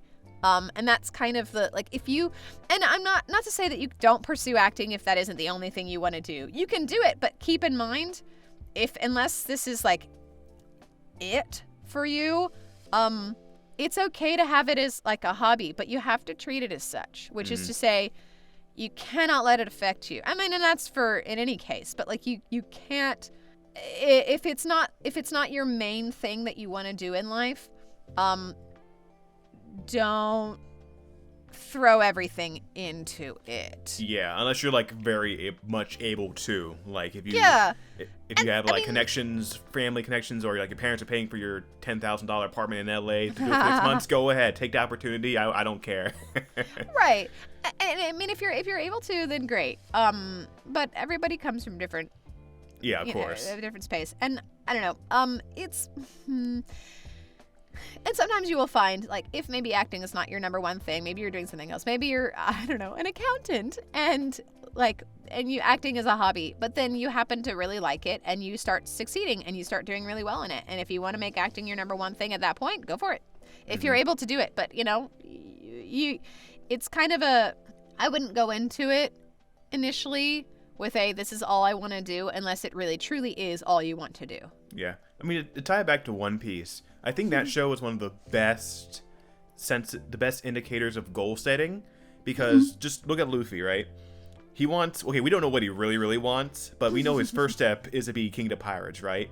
That's his ultimate goal. That's all he wants to do. But does he just rocket to Laugh Tale? No. He's I wouldn't say he's patient, but he understands that it's a journey, and most importantly, he enjoys his journey to fulfilling his goal. Like with friendship, with adventure, with just living life. He's not dead set ahead of becoming Pirate King at any cost. Because we've seen he will literally die and not care that he become Pirate King. Because it's just about him being able to live his journey. That's what y'all should do. It's more about, you can have a goal to put you in that path, but the path has to be flexible, and you need to enjoy it, or else you're just going to burn out real quick. Absolutely. Essentially what I've gained from One Piece. One of the reasons one of my favorite properties in all of media, because one of those lessons. Yeah, go with the flow. We're agreed on that. That's a perfect place to end it. Sounds good. Well, this was fun. I'm glad you had fun. I had a lot of fun, because I really talked about One Piece on here. Sorry, people who are not into One Piece who are listening to this for voice acting tips, and you're like, oh my god, stop. We got it in there, okay? And like... You're again. I'm gonna put Flampe all over this, so like they know what they're getting into. Again, you are awesome, but there's a reason I'm like I could maybe ask her to be in the podcast. Like Flampe, oh I need her on. Everyone loves her. Yes, they love her. She's everyone's favorite. You did a voice I had to ask you to. Perfect. Of course. Well, thank you. I know what the fans want. Well, thank you for coming on. I pretty appreciate it. Absolutely. Thanks for having me. All right, that's the end of this Baby Got Booth, and I will see you all later.